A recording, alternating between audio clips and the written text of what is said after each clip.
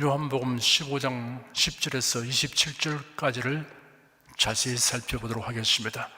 성령께서 우리 각 사람에게 살았고 운동력 있는 말씀의 권능을 풍성하게 체험하게 하여 주시고 예수님을 아는 지식이 더하게 하실 것을 확신합니다.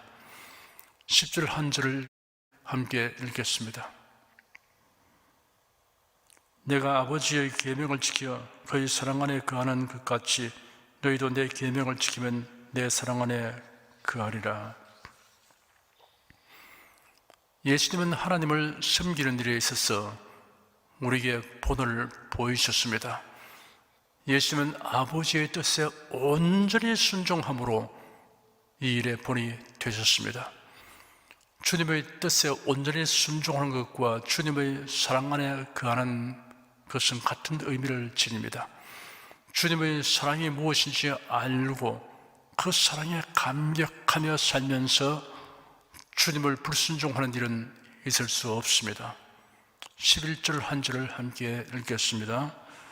내가 이것을 너희에게 이르면 내 기쁨이 너희 안에 있어 너희 기쁨을 충만하게 하려 함이니라.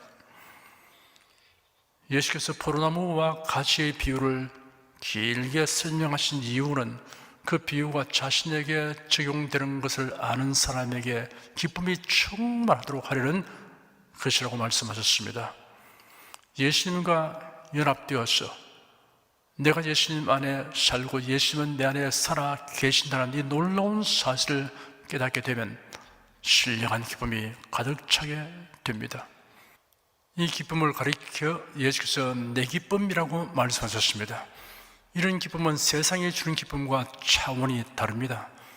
세상이 주는 기쁨은 영속적인 것이 아닙니다.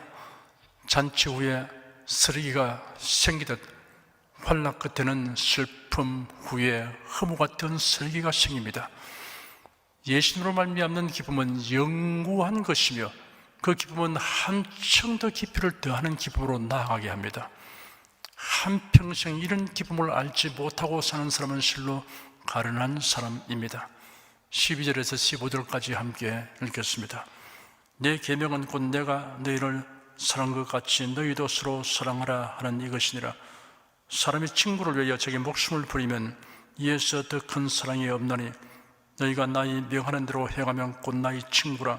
이제부터는 너희를 종이라 하지 아니하리니 종은 주인의 하는 것을 알지 못함이라. 너희를 친구라 하였노니 내가 내 아버지께 들은 것을 다 너에게 알게 하였음이니라.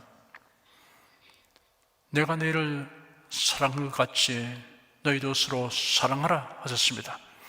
예수께서 우리를 사랑하신 그 사랑을 체험한 깊이만큼 서로 사랑할 수 있게 됩니다. 그러므로 그래도 안에 있는 사람이 다른 사람을 향하여 나타내는 사랑을 보면 그 사람을 예수님의 사랑에 대한 체험의 깊이를 헤아릴 수 있습니다. 여러분에게 사랑이 부족하거나 식어지거든 여러분에게 베푸신 그리스도의 사랑을 깊이 묵상하고 찬송하십시오. 그래야 마치 충전지에 전기를 축전하듯이 여러분의 심령이 그리스도의 사랑으로 충만하게 하십시오. 이렇게 하는 것이 가장 훌륭한 해결책입니다. 너희가 나의 명하는 대로 행하면 곧 나의 친구라. 이제부터는 너희를 친구라 하였노니 하였습니다. 예수는 주님의 말씀에 순종하는 자들을 친구라고 부르셨습니다. 여기서 주님과 우리의 관계를 형용하는 여러 호칭에 대하여 그릇된 오해를 하지 않도록 부연 설명을 하여 드리겠습니다. 그 무엇에 대한 선입관념이나 주관이 너무 강하면 그것이 비성경적인 것임이 알려져도 고치려 하지 않는 경향이 있습니다. 바람직하지 않습니다. 폐단입니다. 그럴 땐 선입관념이 시간이 지나면서 고착관념이 되어버립니다. 이 지경이 되면 그가 가진 선입관념이 사실이 아니게 되면 마치 자신의 정체성이 훼손된다는 착각에 빠지게 됩니다. 이런 사람에게는 그가 가진 관념이 옳지 않은 것이라고 아무리 일러주어도 소용이 없습니다. 성경에 비유나 상징으로 사용된 용어를 분별 없이 사용하는 경우들이 있습니다. 이러한 용어의 뜻을 우리가 온전하게 인식하고 사용해야 합니다. 특히 찬송과 가사로 합당하지 않게 사용하는 경우들이 있습니다. 예수님을 신랑 혹은 남편으로 비유하고 상징으로 형용한 구절들이 성경에 있습니다. 마태복음 25장의 혼인잔치 비유에서 그때 천국은 마치 등을 들고 신랑을 맞으러 나간 열 처녀와 같다 하리니 그 중에 5은 미련하고 5은 슬기 있는지라 미련한 자들은 등을 가지되 기름을 가지지 아니하고 슬기 있는 자는 그릇에 기름을 담아 등과 함께 가져갔더니 신랑이 드디어 물어 다 졸며 잘새 밤중에 소리가 났대 보라 신랑이로다 맞으러 나오라 라고 기록되었습니다. 요한계시록 19장에는 우리가 즐거워하고 크게 기뻐하여 그에게 영광을 돌릴세 어린 양의 혼인 기약이 이르렀고 그 아내가 예비하였으니 그에게 허락하사 빛나고 깨끗한 성화포를 입게 하소서인즉 이 성화포는 성도들의 옳은 행실이로다 하더라. 천사가 내게 말하기를 기록하라. 어린 양의 혼인잔치에 청함을 입은 자들이 복이 있도다 하고 또 내게 말하되 이것은 하나님의 참되신 말씀이라 하기로 라고 기록되었습니다. 고린도후서 11장 2절에는 내가 하나님의 열심으로 너희를 위하여 열심 내노니 내가 너희를 정결한 처녀로 한 남편인 그리스도께 드리려고 중매함이로다 하였습니다. 이렇게 기록된 말씀에 근거하여 찬송가 162장에 신랑 되신 예수께서 다시 오실 때 우리 신랑 예수 오실 때라는 가사가 있습니다. 예수님과 성도들의 관계는 지극히 놀랍고 신비하여 제대로 다 설명할 수 없습니다. 그러므로 사람들의 경험과 이해 수준을 감안하여 혼인잔치, 신랑 신부, 남편 아내의 관계로 설명하는 것입니다. 마치 천국의 실상이나 부활한 몸의 실상을 현재로서는 우리가 충분히 인식할 수 없음과 같습니다. 그러므로 찬송과 가사로서 그같이 부르더라도 비유와 상징임을 감안하고 그 안에 함축된 신령한 의미를 음미하면서 불러야 합니다. 만일 여러분께서 나의 남편이신 예수님, 나의 신랑이신 예수님이라는 호칭으로 기도하거나 다른 사람에게 예수님을 소개한다면 난센스가 될 것입니다. 정상이 아닌 사람으로 여김받을 것입니다. 예수님 제자들 중에 어느 누구도 예수님을 남편 혹은 신랑이라는 호칭으로 부른 적이 없습니다. 마태복음 12장에 기록되기를 예수께서 무리에게 말씀하실 때 그 모친과 동생들이 예수께 말하려고 밖에 섰더니 한 사람이 예수께 저되 보소서 당신의 모친과 동생들이 당신께 말하려고 밖에 섰나이다 하니 말하던 사람에게 대답하여 가라사대 누가 내 모친이여 내 동생들이냐 하시고 손을 내밀어 제 아들을 가리켜 가라사대 나의 모친과 나의 동생들을 보라. 누구든지 하늘에 계신 내 아버지의 뜻대로 하는 자가 내 형제요 자매요 모친이라 하였습니다. 로마서 8장 29절에는 하나님이 미리 아신 자들로 또한 그 아들의 형상을 본받게 하기 위하여 미리 정하셨으니 이는 그로 많은 형제 중에서 맏아들이 되게 하려 하심이라 하였습니다. 히브리서 1장 6절에는 또 맏아들을 이끌어 세상에 다시 들어오게 하실 때 하나님의 모든 천사가 저에게 경배할지어다 말씀하시며 라고 기록되었습니다. 예수님은 하나님과 특별한 관계이실 뿐 아니라 또한 모든 창조물의 어뜸과 그리스도의 몸된 교회의 머리가 되시며 죽음에 대한 승리자로서 새 생명의 선구자이심을 나타내는 표현입니다. 우리가 예수님을 장남 혹은 형님 이란 칭으로 부르도록 하신 것이 아닙니다. 예수님 제자들 중에 어느 누구도 그렇게 부른 적이 없습니다. 하나님께서 아브라함을 벗이라고 칭하셨습니다. 이사야 41장 8절에 기록되기를 나의 택한 야곱아 나의 벗 아브라함의 자손아 라고 하였습니다. 야고보서 2장 23절에는 이에 경에 이른바 아브라함이 하나님을 믿으니 이것을 의로 여기시다는 말씀이 응하였고 그런 하나님의 벗이라 칭을 받은 날이라고 기록되었습니다. 출애굽기 33장 11절에는 사람이 그 친구와 이야기함 같이 여호와께서는 모세와 대면하여 말씀하시며 라고도 기록되었습니다. 예수님은 제 아들을 친구라고 부르셨습니다. 누가복음 12장 4절에는 내가 내 친구 너희에게 말하노니 몸을 죽이고 그 후에는 능히 더 못하는 자들을 두려워하지 말라고 말씀하셨습니다. 오늘 본문의 14절에는 너희가 나의 명하는 대로 해가면 곧 나의 친구라 하였습니다. 예수께서 가른 유다를 향해서도 친구라고 불렀습니다. 예수께서 가라사대 친구여 네가 무엇을 하려고 왔는지 행하라 하신 때 이에 저희가 나와 예수께 손을 대어 잡는지라 라고 기록되었습니다. 하나님이 아브라함을 벗 혹은 친구라고 부르셨다고 하여 아브라함이 하나님을 향하여 나의 벗 여호와 나의 친구 하나님이라고는 부르지 않았습니다. 야곱은 말하기를 아브라함의 하나님 곧 이삭의 경외하는 이라고 하였습니다. 그들은 자신이 경외하는 하나님이라는 생각이 투철하였던 것입니다. 예수의 제자들 중에 그 누구도 단 한 번이라도 예수님에 대하여 나의 친구라는 호칭을 사용한 적이 없습니다. 나의 주님, 나의 하나님, 우리 구주라고 불렀습니다. 주님께서 우리를 벗 또는 친구라고 다정하게 불러주시냐고 하여 우리도 그런 칭호로 부르라고 하신 것이 아닙니다. 그 의미를 여러분은 충분히 이해할 것입니다. 그래서 우리가 찬송가에 예수님에 대하여 친구라고 호칭하는 가사를 바꾸어 부르는 것입니다.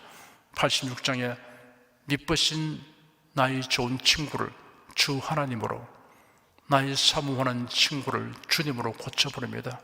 88장에 친구가 되시는 을 구주로, 나 외로울 때 좋은 친구라를 함께 하시네로 고쳐 부릅니다. 93장에 예수는 나의 힘이요 내 친구 되시니를 구주로, 97장에 나의 친구를 나의 구주, 나의 주님으로, 98장에 내 친구 되신 예수님을 구주로, 친구여를 예수님으로, 483장에 주 예수를 친구로 삼아를 구주로 고쳐 부릅니다. 비유적 표현, 상징적 표현의 칭호를 그대로 가사로 옮겨 부르는 것은 합당하지 않습니다. 그 의미를 생각하면서 부를 수 있지만 고쳐 부르는 것이 더 좋습니다. 다시 본문 구절로 돌아가 봅시다. 예수께서 말씀하시기를 사람이 친구를 위하여 자기 목숨을 버리면 이에서 더 큰 사랑이 없나니 하였습니다. 사람에게 소중한 중에 소중한 것이 목숨입니다. 그 목숨을 친구를 위하여 버리는 사람은 친구를 자기의 목숨 이상으로 사랑하기 때문입니다. 사람이 친구를 위하여 자기의 목숨을 버리면 이에서 더 큰 사랑이 없나니 너희가 나의 명하는 대로 행하면 곧 나의 친구라 하였습니다. 이 말씀에 의하면 친구를 위하여 목숨을 버리는 자는 예수님을 위하여 생명을 아끼지 않는 자를 의미합니다. 수많은 순교자들이 예수를 위하여 목숨을 버렸습니다. 일순간에 목숨을 잃는 순교뿐 아니라 일생을 주님을 위하여 사는 것 역시 순교에 버금가는 일입니다. 사람의 일생은 시간으로 구성되어 있습니다. 사람의 수명은 한정되어 있습니다. 그래서 산다는 것은 시간을 소모시키는 것입니다. 시간이 곧 생명입니다. 하루를 살았다는 것은 하루만큼 생명을 사용했다는 뜻이기도 합니다. 그러므로 핍박과 환난과 유혹이 많은 세상에서 변함없이 주님을 위하여 일생을 살아가는 것이 순교에 버금가는 일이라고 할 수 있습니다. 본문의 15절에 이제부터는 너희를 종이라 하지 아니하리니 종은 주인의 하는 것을 알지 못함이라 너희를 친구라 하노니 내가 내 아버지께 들은 것을 다 너희에게 알게 하였음이니라 하였습니다. 예수님은 내 아버지께 들은 것, 곧 아버지 하나님의 계획을 제 아들에게 알게 하였다고 말씀하셨습니다. 실제로는 제 아들이 아직도 예수께서 하신 말씀을 다 이해하지 못하고 있었습니다. 구속의 진리나 부활의 은총에 대하여서도 그러했습니다. 그런데 다 알게 하였다라는 과거 시제로 말씀하신 이유가 무엇입니까?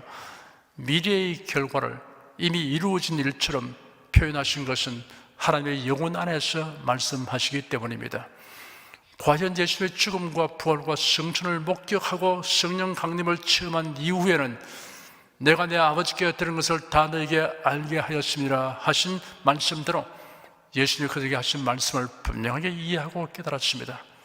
그래야 제 아들은 예수님이 들려주신 말씀을 열심히 전하고 기록할 수 있던 것입니다. 16절 한 절을 함께 읽겠습니다. 너희가 나를 택한 것이 아니요 내가 너희를 택하여 세우나니 이런 너희로 가서 과실을 맺게 하고 또 너희 과실이 항상 있게 하여 내 이름으로 아버지께 무엇을 구한지 다 받게 하려 함이니라. 내가 예수님을 믿기로 결단했으니 내가 예수님을 선택한 것이다 라고 생각한다면 그것은 잘못된 생각입니다. 우리의 결단은 먼저 하나님께서 우리를 선택하여 주신 결과입니다. 하나님의 선택은 우리에게 신비에 속한 것입니다. 우리를 택하신 하나님께서 우리에게 두 가지를 약속하셨습니다. 첫째는 과실을 맺는 것입니다. 이 과실은 무엇보다도 전도의 열매입니다. 둘째는 우리가 무엇을 구한지 응답받는 것입니다. 성도 여러분은 예수의 선택을 바라는 사람들입니다. 그러므로 두 가지 약속이 여러분의 삶을 통하여 이루어지는 것을 체험할 수 있습니다. 또한 이런 여러분이 적극적으로 소원하고 힘써야 할 일이기도 합니다. 17절에서 19절까지 함께 읽겠습니다. 내가 이것을 너에게 명함은 너희로서로 사랑하게 하려 함이로라. 세상이 너희를 미워하면 너희보다 먼저 나를 미워한 줄을 알라. 너희가 세상에 속하였으면 세상이 자기의 것을 사랑할 터이나 너희는 세상에 속한 자가 아니여 도리어 세상에서 나의 택함을 입은 자이므로 세상이 너희를 미워하느니라. 핍박과 환난이 많은 세상에서 예수님의 제자들에게는 서로 사랑하는 것이 절실히 필요합니다. 이러한 사랑은 위로와 격려와 힘이 됩니다. 오늘날도 마찬가지입니다. 세상에서 핍박과 곤란을 당하여도 교회에서 성도들 간의 사랑을 체험하게 되면 큰 힘이 되고 위로와 격려가 됩니다. 세상이 예수 믿는 사람을 미워하는 이유는 예수를 미워하기 때문이라고 하셨습니다. 달리 말하면 예수 믿는 사람을 핍박하는 사람은 예수님을 핍박하는 것과 같은 것입니다. 바울은 사도가 되기 이전 외국성 다메섹에 있는 그리스도인들을 결박하여 예루살렘으로 압송하려고 할 때 다메섹 도성에서 호련히 큰 빛이 둘러 비춤으로 땅에 엎드려졌습니다. 사울아, 사울아, 네가 왜 나를 핍박하느냐 하는 소리가 들려서 주여 누구십니까? 라고 질문하니 나는 네가 핍박하는 예수다 라는 대답이 들려왔습니다. 사울은 그리스도인들을 핍박하고 있는데 예수님은 이런껏 예수님을 핍박하는 것으로 간주하신 것입니다. 20절, 21절 두 절을 함께 읽겠습니다. 내가 너희들을 종이 주인보다 더 크지 못하다 한 말을 기억하라. 사람들이 나를 핍박하였은즉 너희도 핍박할 터이요 내 말을 지켰은즉 너희 말도 지킬 터이라. 그러나 사람들이 내 이름을 위하여 이 모든 일을 너희에게 하리니 이는 나 보내신 일을 알지 못함이니라. 예수 그리스도의 복음을 전파하면 두 가지 반응을 보게 됩니다. 핍박하는 사람과 복음을 받아들이는 사람, 이 두 종류의 사람입니다. 핍박하는 까닭은 예수님과 하나님의 관계를 전혀 알지 못하기 때문입니다. 22절에서 25절까지 함께 읽겠습니다. 내가 와서 저에게 말하지 아니하였다면 죄가 없었으리니와 지금은 그 죄를 핑계할 수 없느니라. 나를 미워하는 자는 또 내 아버지를 미워하느니라. 내가 아무도 못한 일을 저희 중에서 하지 아니하였다면 저희가 죄 없었으리니와 지금은 저희가 나와 및 내 아버지를 부하고 또 미워하이도다. 그러나 이런 저희 율법에 기록된 바 저희가 연고 없이 나를 미워했다 한 말을 응하게 하려 함이니라. 예수님이 죄인을 구속하시려고 세상에 오셨고 복음이 전파되기 때문에 이제는 사람이 멸망하는 이유는 하나뿐입니다. 예수를 믿지 않기 때문입니다. 예수를 믿으면 모든 죄가 사함받습니다. 예수를 미워하는 것과 하나님 아버지를 미워하는 것은 하나입니다. 예수님은 미워했을지라도 하나님 아버지를 미워한 적은 없다라고 하는 말은 성립되지 않습니다. 예수께서 하나님 아버지의 뜻을 쫓아 세상에 오셨고 아버지의 뜻을 다 말씀하셨으며 하나님께서 함께 하시지 않으시면 그 누구도 할 수 없는 일을 행하시기 때문입니다. 그러므로 유대인들이 예수를 미워하는 이유는 이유가 되지 않습니다.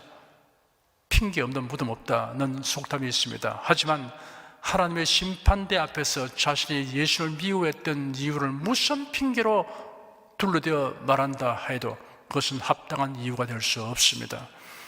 예수님을 사랑하지 아니하면 예수님을 미워하는 편에 속하여 있습니다.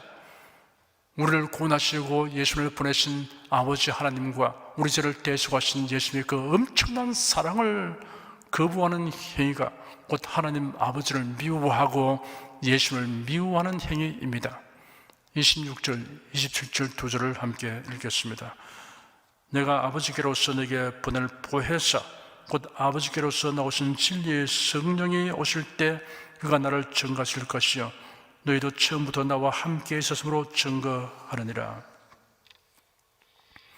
내가 아버지께로서 너희에게 보낼 보혜사라는 말씀은 예수님이 아버지께 구하여 성령께서 강림하시게 되었다는 것을 의미합니다. 진리의 성령이 오실 때 그가 나를 증거하실 것이요 하였습니다.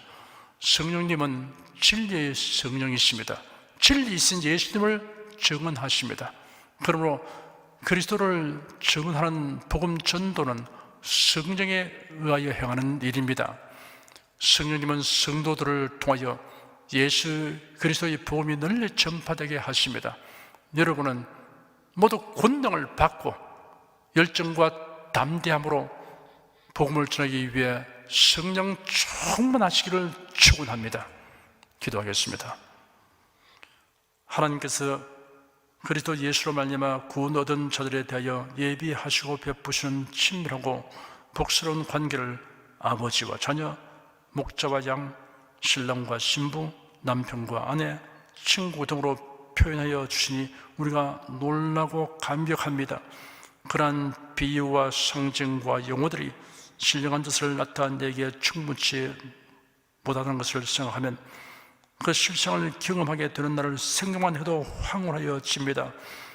주 하나님의 사랑을 받고 마음과 뜻과 생명을 다하여 주님을 사랑하며 주님의 계명대로 사는 것이 우리에게 주신 복이며 특권이므로 우리가 적극적으로 이를 상주하고 실천하며 살겠습니다. 예수 그리스도 이름으로 기도드립니다. 아멘. 찬송가 473장 부르십시다.